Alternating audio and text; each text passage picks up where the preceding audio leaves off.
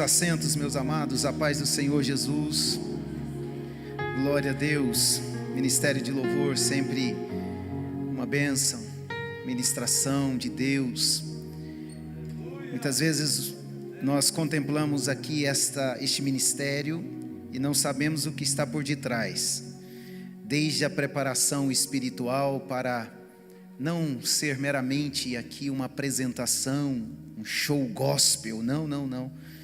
Além de tudo, oração, jejum, vida no altar e a preparação técnica também. Nossos irmãos ficam aí praticamente o tempo todo.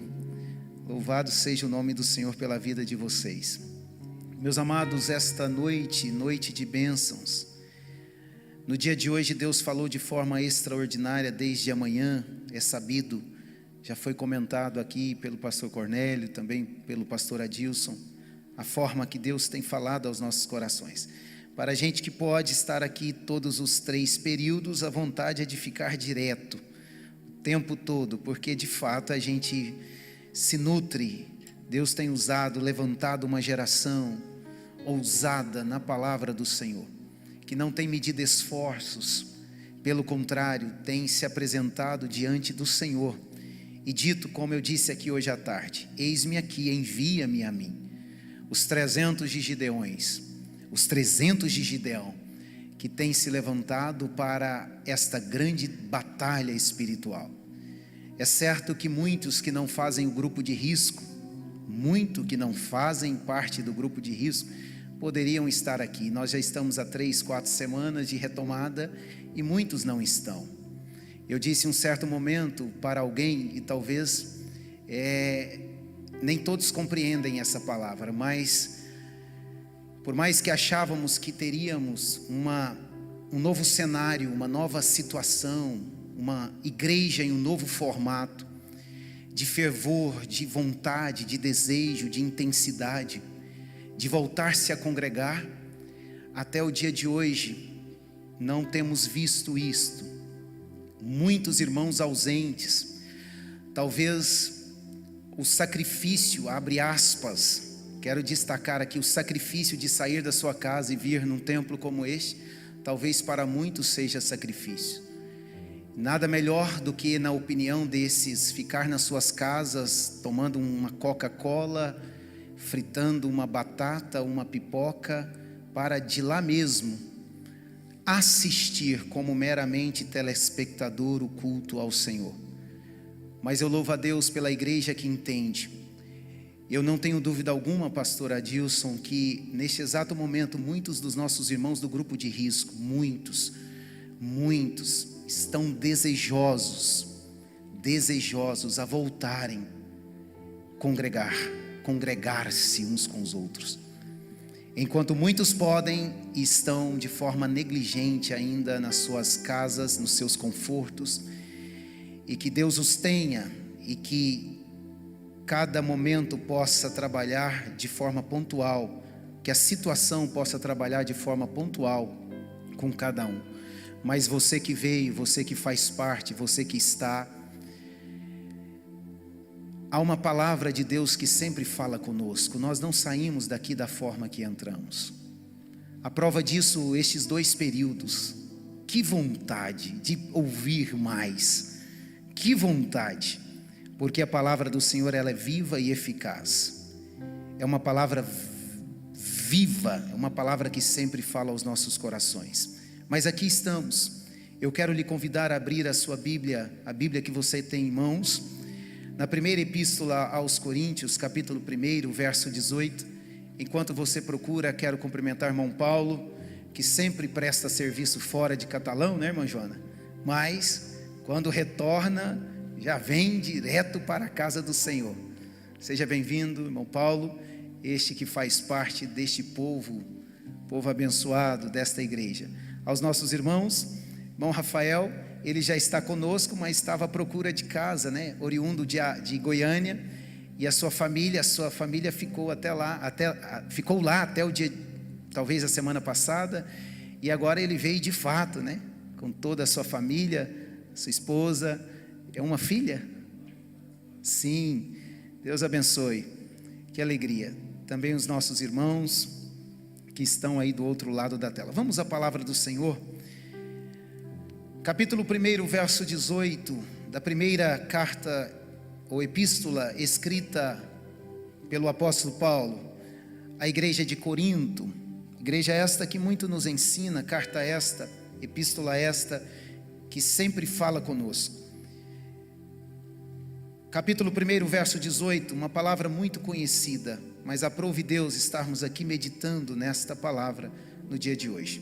Diz assim: porque a palavra da cruz é loucura para os que perecem, mas para nós que somos salvos é o poder de Deus.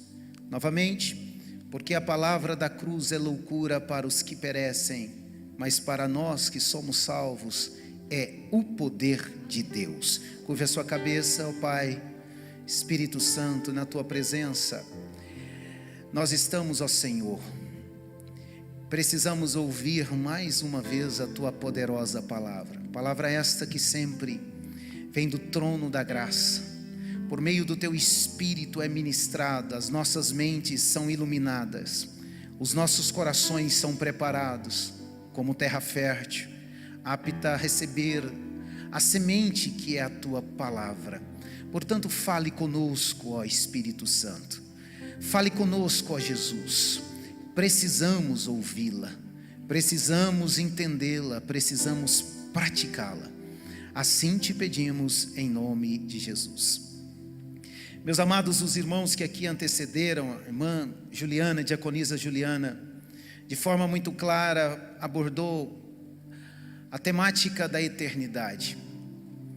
O hino ministrado pelo Ministério de Louvor falou do impressionante, o impressionante infinito, também apontando para o que Deus fez por meio de Cristo por toda a humanidade.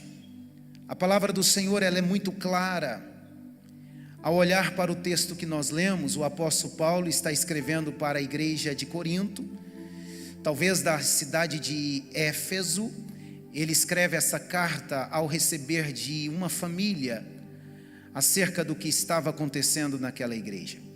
Uma carta que tem muito que extrairmos dela, doutrinas fundamentais acerca da manifestação do Espírito, dos dons espirituais, da forma que o Espírito Santo distribui os dons à igreja.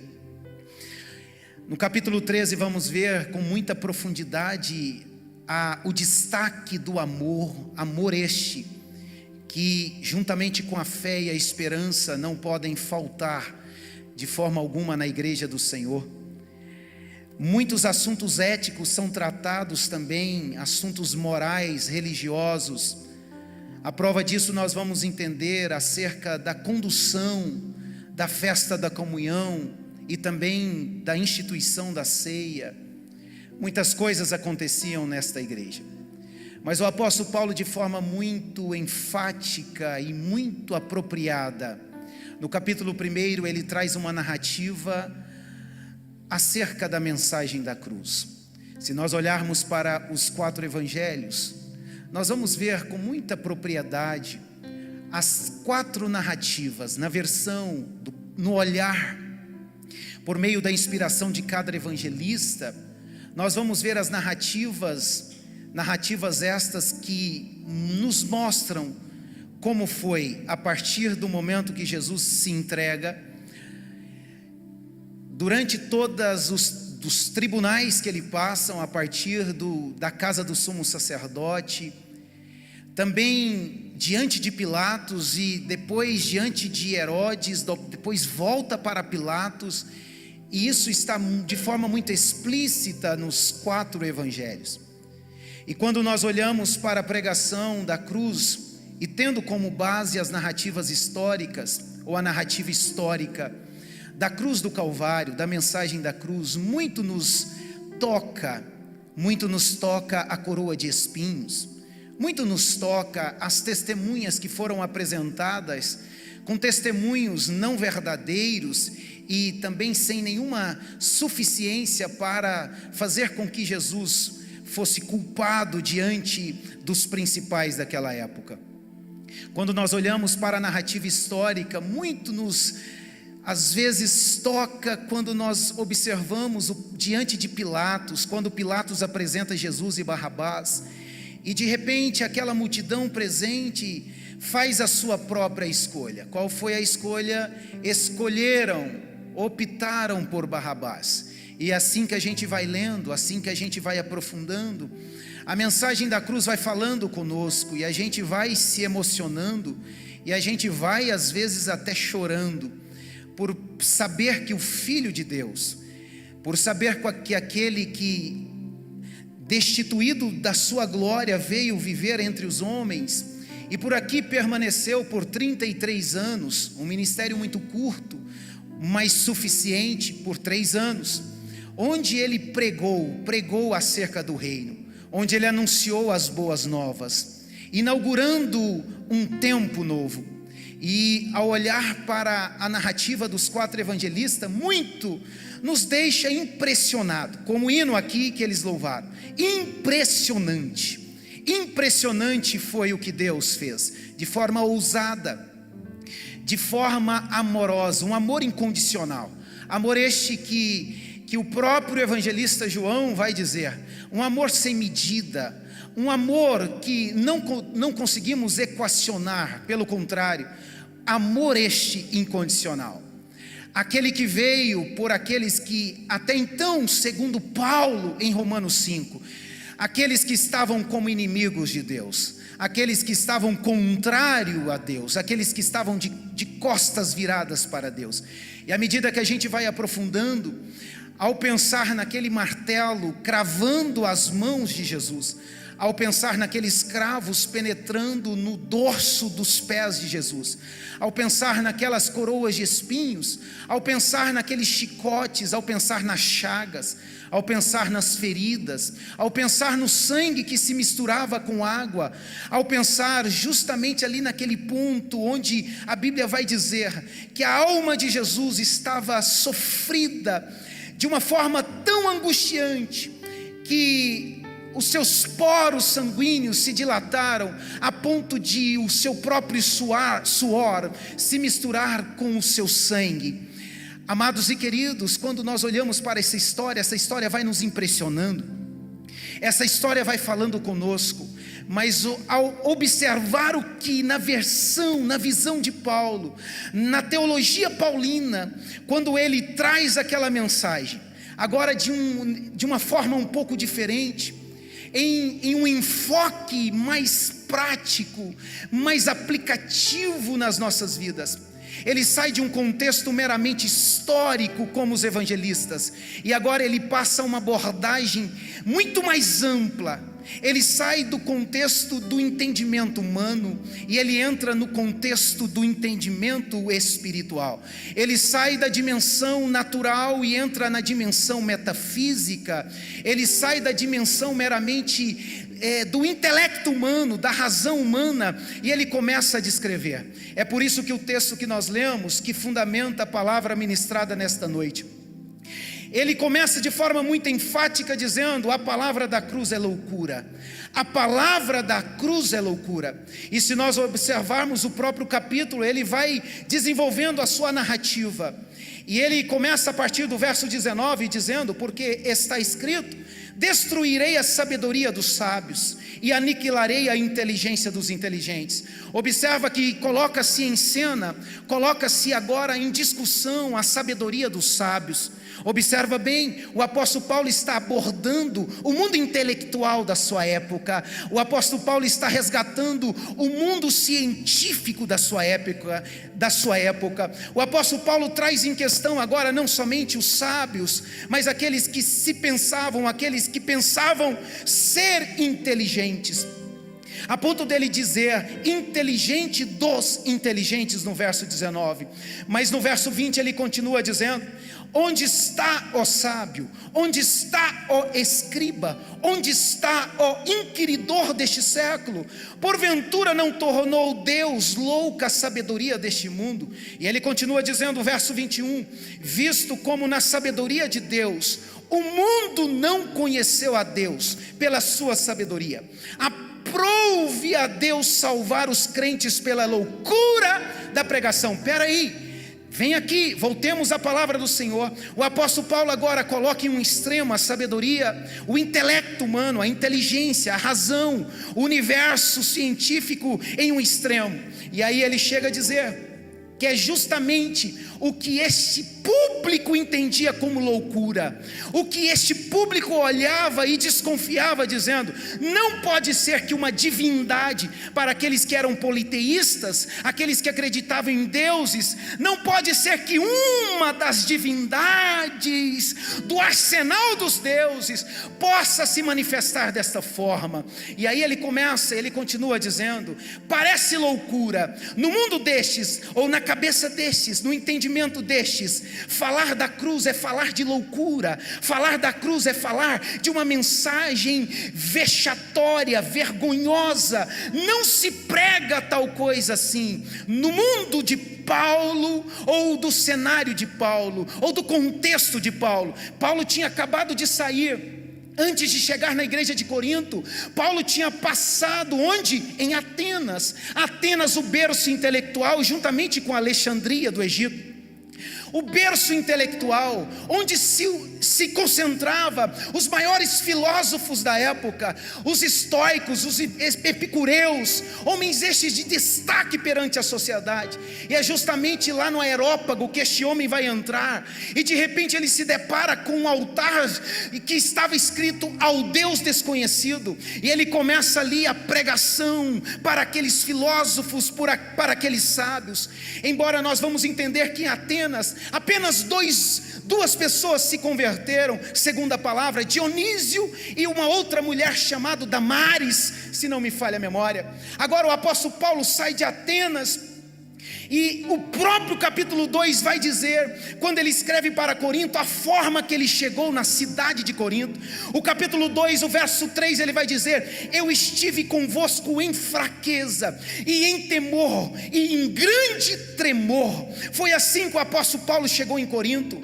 Chegou em Corinto, não estava no plano do apóstolo Paulo ir até Corinto. Se você lembrar comigo, ele está na sua segunda viagem missionária, e o desejo do apóstolo Paulo, antes de intentar ir para Betínia, para o norte, a palavra do Senhor vai dizer que ele foi impedido de ir, a ponto de um varão, de uma visão noturna que ele teve, onde um varão gritava por socorro, varão este macedônico. E o apóstolo Paulo agora passa para a Europa, e ele chega no norte da Grécia. Naquele período a província era chamada Província Macedônia. Escute bem, é justamente nesta viagem que o apóstolo Paulo vai passar em Filipos e sofrer o que nós conhecemos mediante a palavra do Senhor, a ponto de ser preso, depois de ser açoitado publicamente. É justamente nesta viagem que ele sai às pressas de Filipe, e ele vai para uma cidade chamada Bereia, Tessalônica. Antes, se não me falha a memória, às vezes eu vou me equivocar aqui na ordem, mas ele passa em Tessalônica, a capital provinciana do norte da Grécia. Escute bem, é justamente em Tessalônica que também ele vai sofrer algo que ele não esperava sofrer. E agora ele chega até em Bereia, da mesma forma, ele é convidado a se retirar. Ao chegar em Atenas, eles não estão com o coração endurecidos, eles não dão ouvido à palavra de Paulo, eles não conseguiram compreender como é que alguém pode dizer de um Cristo crucificado, uma mensagem vergonhosa, uma mensagem que não se contava nas reuniões ou nas rodas do mundo intelectual, na roda daqueles homens que eram considerados sábios. E nós vamos entender que o apóstolo Paulo chega em Corinto, depois de sair de Atenas. Ele está querendo, talvez, eu posso conjecturar, a palavra vai dizer que ele mesmo disse: eu cheguei até vós em fraqueza e em temor, em grande temor, como se ele tivesse arrasado, como se ele tivesse agora até mesmo colocando a sua expectativa, a sua esperança em questão. Mas é justamente nessa cidade, uma cidade acometida da imoralidade, uma cidade onde a licenciosidade, a perversão moral era notória, perceptível a todos daquela região, e para não dizer a todos do Império Romano da época. Mas é justamente nessa cidade que o apóstolo Paulo vai chegar com a mensagem que para os sábios não se passava de uma mensagem louca, inconsequente, não se passava de uma mensagem ininteligível, mas é justamente nesta cidade. Parece que eu vejo o ministério do apóstolo Paulo agora em questão, sendo por Deus deliberado. É aqui em Corinto mesmo que você vai chegar com esta mensagem. É por isso que eu não vejo o apóstolo Paulo de uma forma como ele escreveu para a igreja de Corinto, escrevendo para as outras igrejas, porque justamente em Corinto ele vai encontrar o que ele não encontrou em muitas das cidades que ele passou. Uma cidade que precisava não de uma palavra humana, uma cidade que precisava não de uma palavra a partir do intelecto humano, não, de uma cidade que precisava de uma palavra que mudava o seu interior, que mudava o seu entendimento. É por isso que o apóstolo Paulo vai chegar com esta palavra, e ele vai dizer: porque a palavra da cruz é loucura para os que perecem, mas para nós que somos salvos é poder de Deus. Aleluia. O apóstolo Paulo sai do campo da narrativa, como eu disse, da narrativa histórica do Calvário, do Getsemane, do Calvário, do Cristo pendurado, e agora ele entra em uma abordagem mais espiritual. E nesta noite eu quero apenas compartilhar com a igreja o que é que a cruz representa para a igreja. A cruz não está apenas em uma narrativa histórica, porque se estivesse pautada apenas em uma narrativa histórica, não se passaria de uma outra história contada, ou de um outro conto humano, ou de uma outra história de uma gente, de uma nação. Mas muito mais do que uma narrativa histórica, a cruz representa o poder de Deus. Ao olhar esta palavra, isto fala muito conosco, porque quando olhamos para a cruz, entendemos que se não fosse a cruz,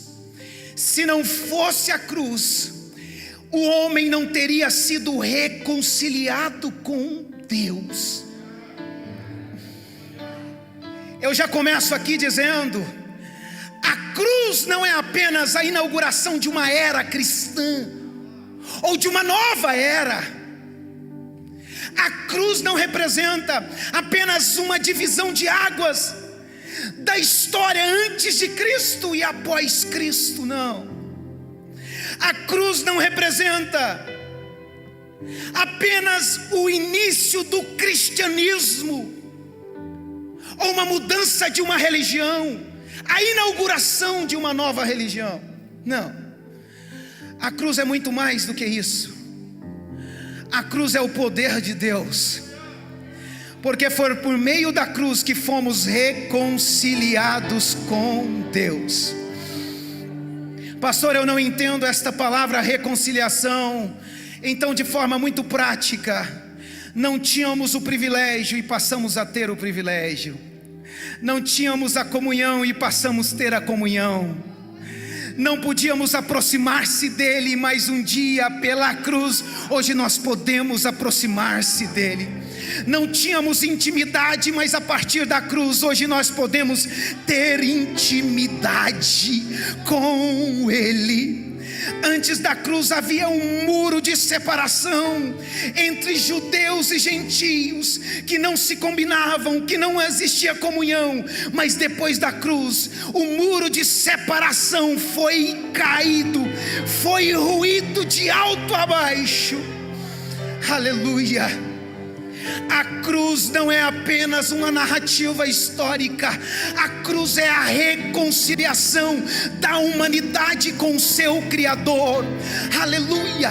Estávamos rompidos com o Criador, a aliança havia sido desfeita e rompida-se com Ele. Lá em Gênesis capítulo 3, onde tudo foi quebrado, onde tudo foi quebrado, a aliança quebrada, a comunhão desfeita, o elo agora desintegrado, o relacionamento também rompido.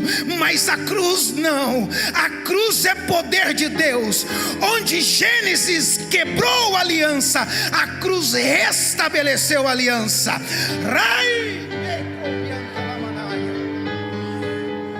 Poder de Deus.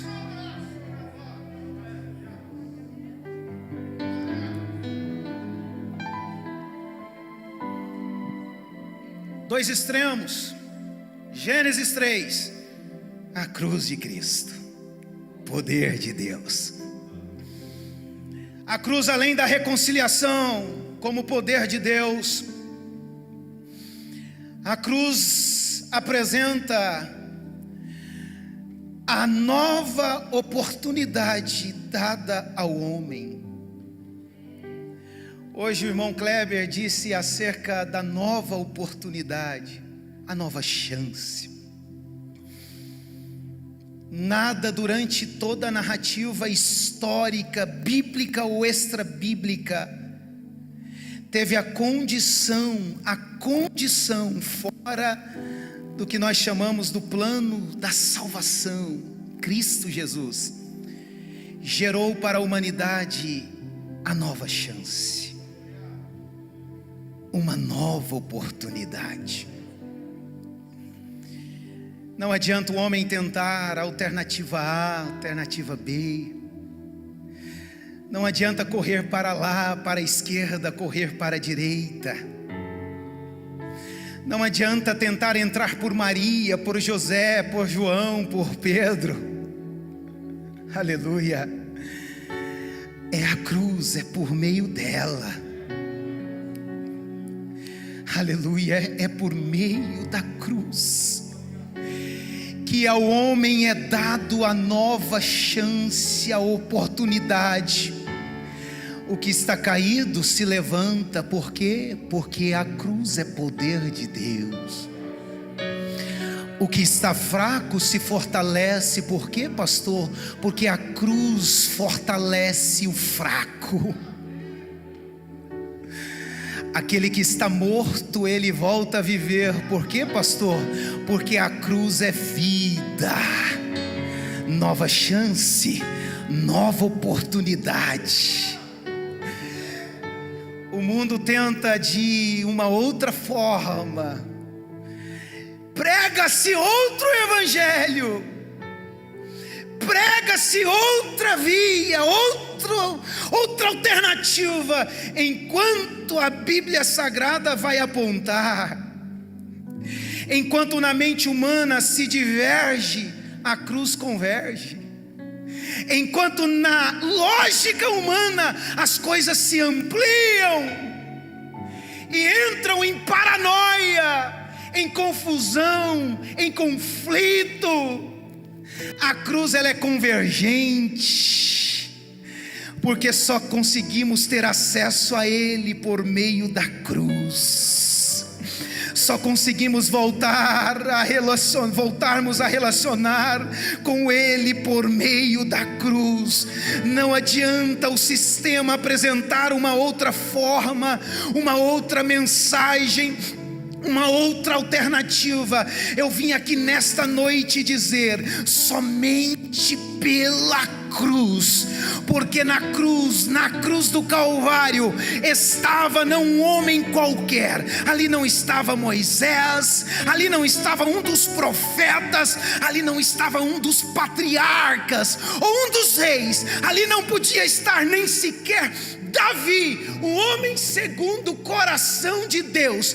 Ali tinha que ser o próprio Deus, 100% homem e 100% Deus. Somente, irmão Kleber, como foi dito aqui hoje à tarde, a segunda pessoa da Trindade poderia estar ali. Não podia ser o sangue do pastor Cornélio Neto, não podia ser o sangue de um dos patriarcas, de um dos profetas. Não, senhores, tinha que ser o sangue dele. Porque do sangue dele procura pecado que se achara nele. Não se viu mancha, não se viu mácula, não se viu transgressão, não se viu tropeço, nada foi visto, porque ele é o Cordeiro de Deus.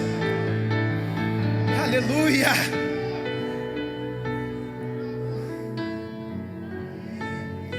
Mas para nós que somos salvos, é poder de Deus.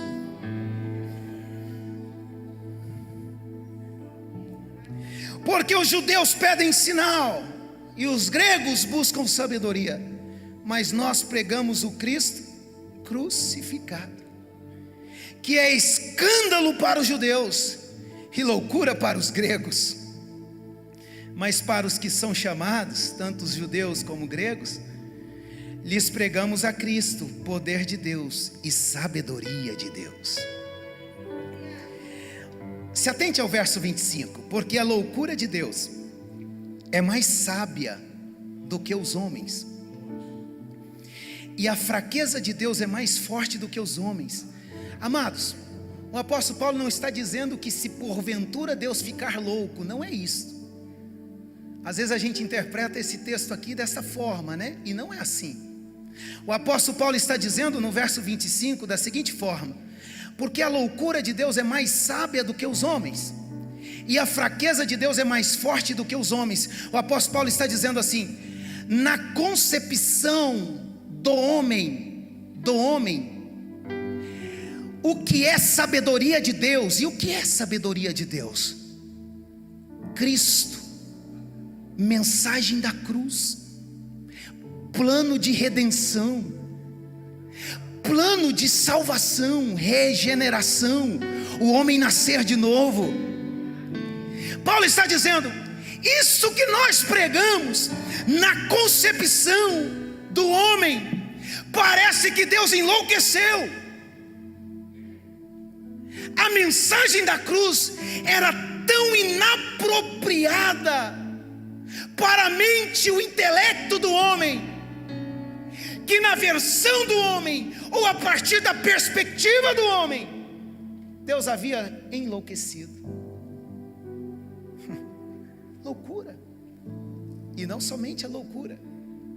Aí Paulo vai dizer: além do homem achar que Deus enlouqueceu, porque nós pregamos a cruz, e a cruz é a sabedoria de Deus, na visão do homem, Deus é um Deus fraco.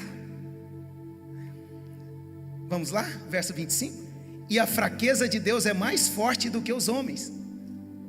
Se comentava que aquela mensagem da cruz, a partir de uma perspectiva humana, se a sabedoria de Deus é a cruz, e se a manifestação de Deus é a cruz, esse Deus que Paulo prega é louco e fraco.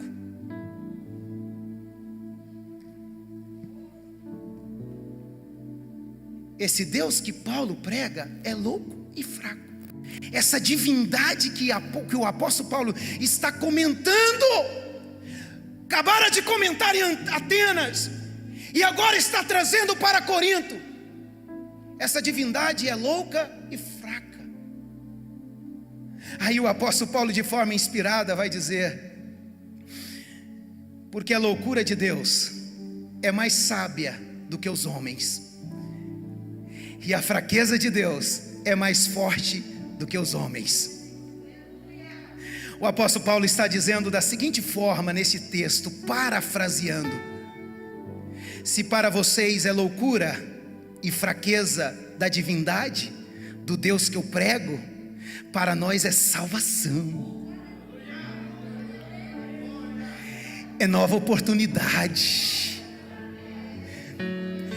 é a chance que a humanidade tem daquilo que o próprio Cristo vai dizer no Evangelho de João: eu não vim dizer aqui que vocês estão perdidos, não, porque todos já estão. Eu vim para trazer uma mensagem de salvação. Aí Paulo está dizendo assim: olha, a mensagem que eu prego, por mais que para vocês pareça que a divindade, o Deus que eu prego é louco e fraco, o apóstolo Paulo está dizendo: para nós é diferente, porque é o único meio, a única via, a única alternativa de salvação para o homem.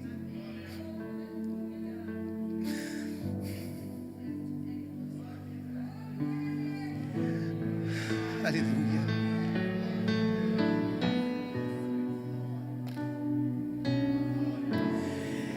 Nessa noite eu abro um parêntese aqui para muitos da igreja que tentam entender Deus na lógica humana. Você vai perder o seu tempo.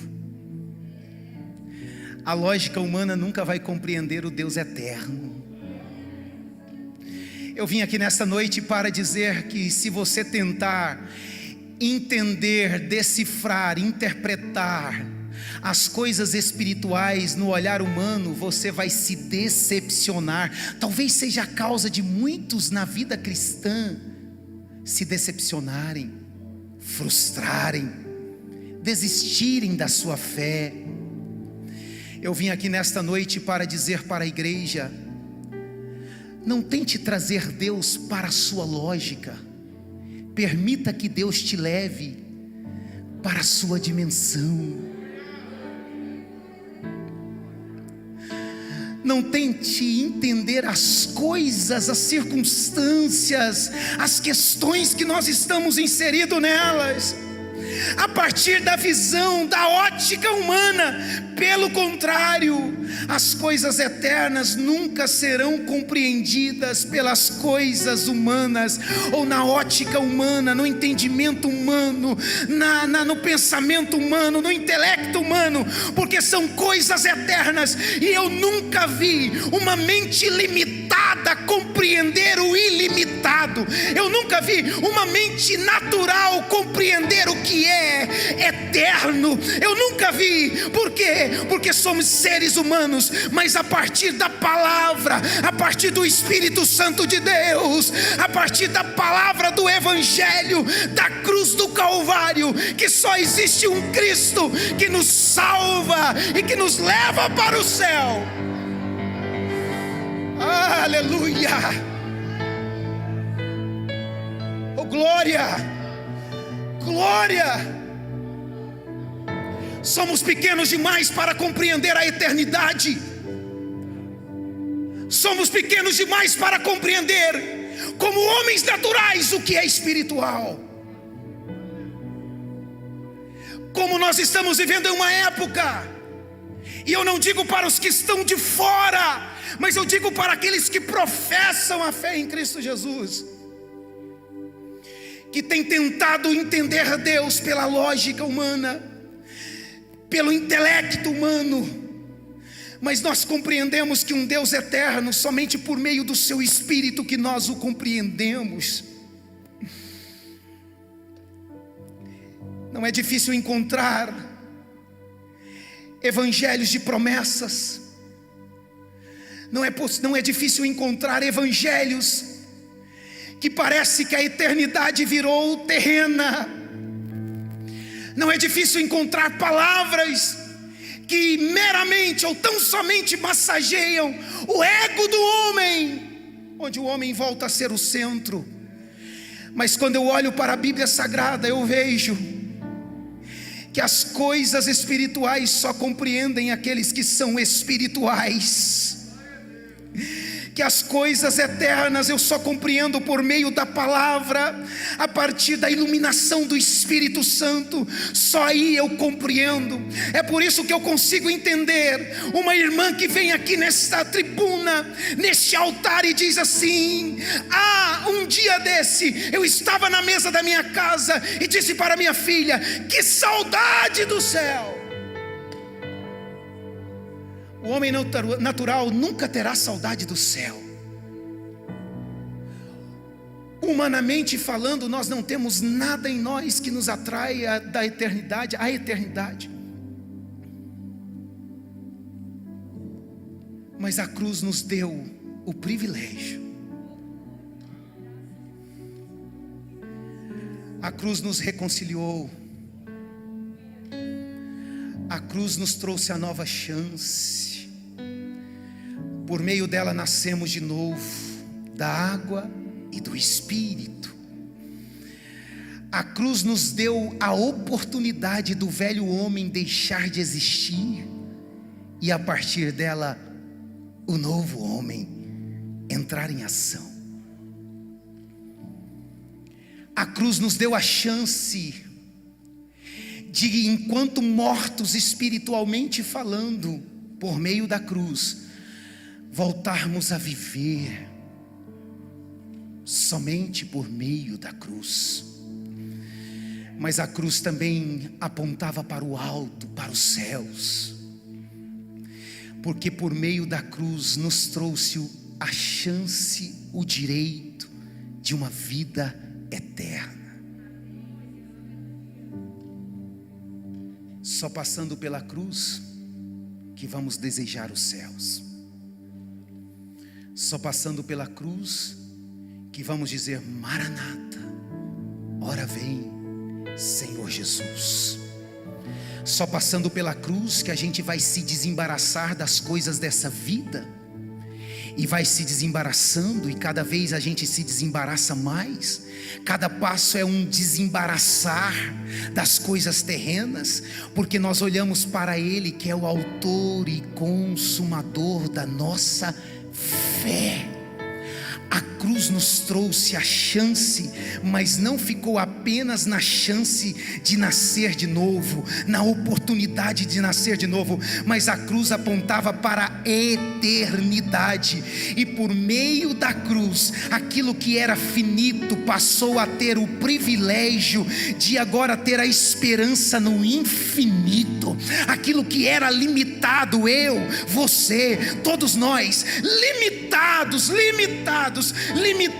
a esta vida, e também limitados a uma perdição eterna. Mas por meio da cruz não, a cruz tirou aquela limitação que nós tínhamos e nos colocou na ilimitação.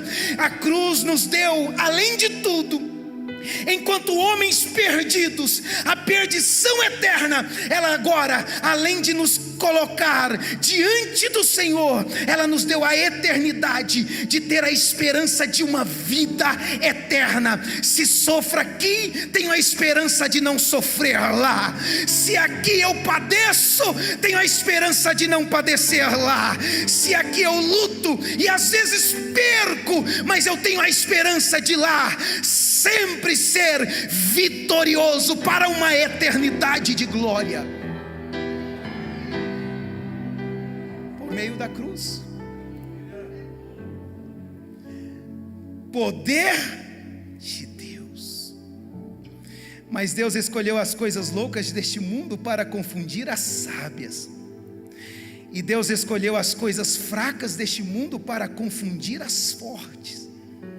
E Deus escolheu as coisasvis deste mundo e as desprezíveis, e as que não são, para aniquilar as que são, para que nenhuma carne se glorie perante Ele. Mas vós sois dele, em Jesus Cristo, o qual para nós foi feito por Deus sabedoria e justiça e santificação e redenção, para que, como está escrito, aquele que se gloria, glorie-se no Senhor. Não foi por mérito próprio, não foi por habilidade própria. Nenhum de nós podíamos estar aqui, ou poderíamos estar aqui, mas pela cruz, aqui nós estamos. Poder de Deus. E eu termino justamente nesse ponto. Além da oportunidade da eternidade, a cruz também nos deu o privilégio de já usufruirmos do reino de Deus nesta terra. Eu vejo muitos, talvez de uma forma até ignorante, sem entender a palavra do Senhor, com a seguinte afirmação: vamos usufruir quando chegarmos lá. Vamos ter os direitos ou os privilégios quando lá estarmos. Mas foi a partir da cruz que em Atos 2 passamos a ser templo, casa, morada de Deus. Somente a cruz teve o poder de pegar quem era pecador, imundo, desprezível, fraco, sem condição, transformá-lo em santuário de Deus. Você não entendeu? Antes da cruz, pecadores, imundos, miseráveis, rompidos, distantes, mas depois da cruz, santuário de Deus. Se a igreja entender esta palavra, se nós entendermos esta palavra no nosso dia a dia, nós vamos entender que da nossa boca não pode proceder qualquer coisa. Por quê? Morada de Deus. Nós vamos entender que as nossas atitudes precisam ser diferentes. Por quê, pastor? Morada de Deus. Nós vamos entender que é possível a gente perdoar, vamos entender que é possível a gente liberar amor, vamos entender que é possível a gente dar o outro lado da face, vamos entender que é possível a gente orar por aqueles que nos perseguem, por aqueles que falam contra nós, contra as nossas vidas, até a nossa integridade, a nossa índole. Nós vamos entender por quê? Porque somos morada de Deus, somos santuário de Deus. O Espírito Santo de Deus está no meio da igreja, mas o Espírito Santo de Deus está em mim, está em você. O Espírito Santo de Deus não está restrito aqui ao templo suntuoso que nós estamos, não. Quando saímos daqui, permanecemos ainda como templo do Espírito Santo de Deus, o templo do Espírito Santo de Deus, casa de Deus, morada de Deus, santuário de Deus.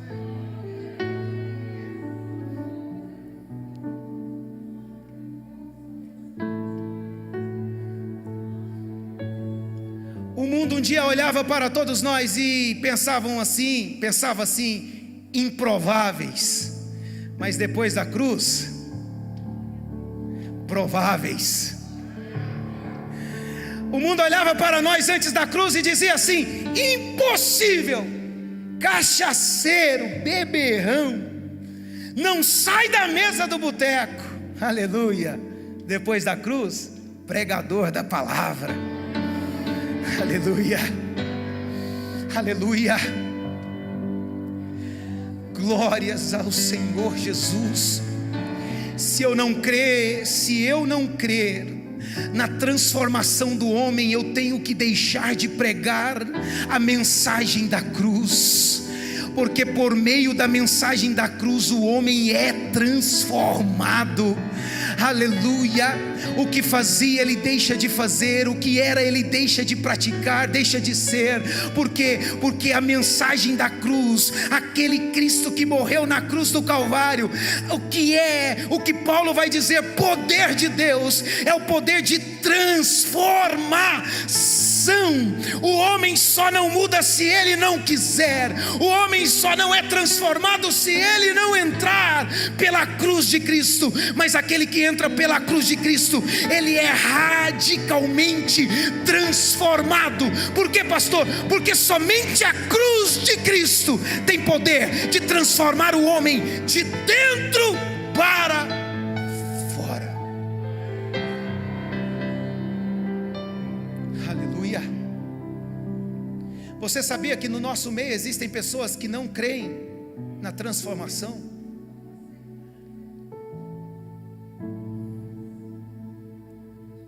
Não se constranjam de testemunhar o que Deus fez na sua vida. Não se constranja. Porque todos nós aqui saímos de um passado feio, terrível. Não se constranja publicamente em testificar de onde o Senhor te tirou e onde Ele te colocou. Porque quem te apontar é porque não crê na mensagem da cruz. Quem desconfiar é porque não crê na mensagem da cruz, porque a mensagem da cruz é poder de Deus. Olha, amados, eu não estou falando aqui de uma arma de destruição de massa como poder, eu não estou aqui falando de um exército que tem um poder bélico incomparável, talvez seja aquele que se destaca em todo o universo. Não, eu estou falando do poder de Deus, porque se olharmos para qualquer estratégia de guerra, se nós olharmos para qualquer história de guerra, qualquer história de armas, de qualquer coisa criada a partir da inteligência do homem, nada tem poder de transformar a alma do homem, nada tem poder, mas a cruz de Cristo, que é o poder de Deus, esta sim tem o poder de transformar o homem por completo. Amém? Glória a Deus.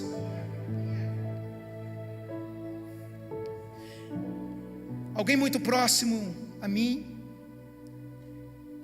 tem um testemunho esse que talvez poucos contariam.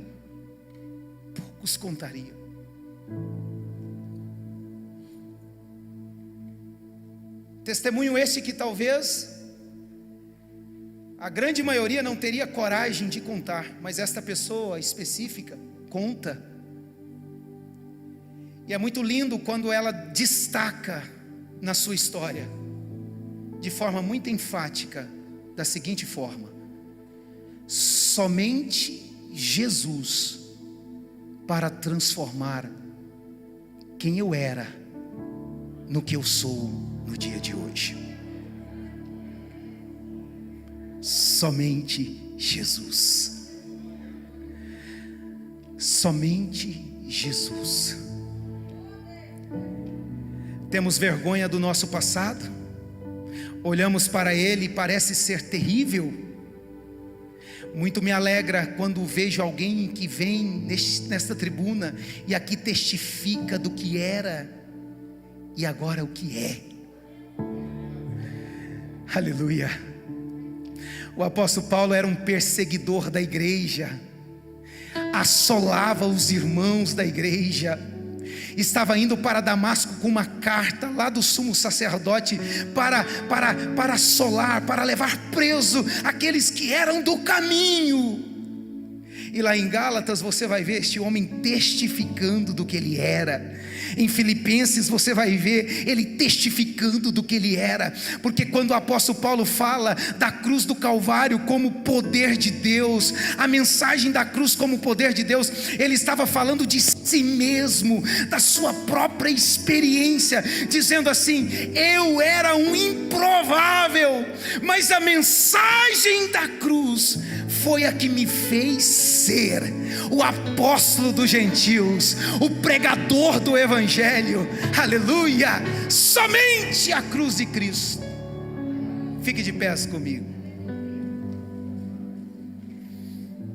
Eu queria que vocês cantassem o mesmo hino, por favor.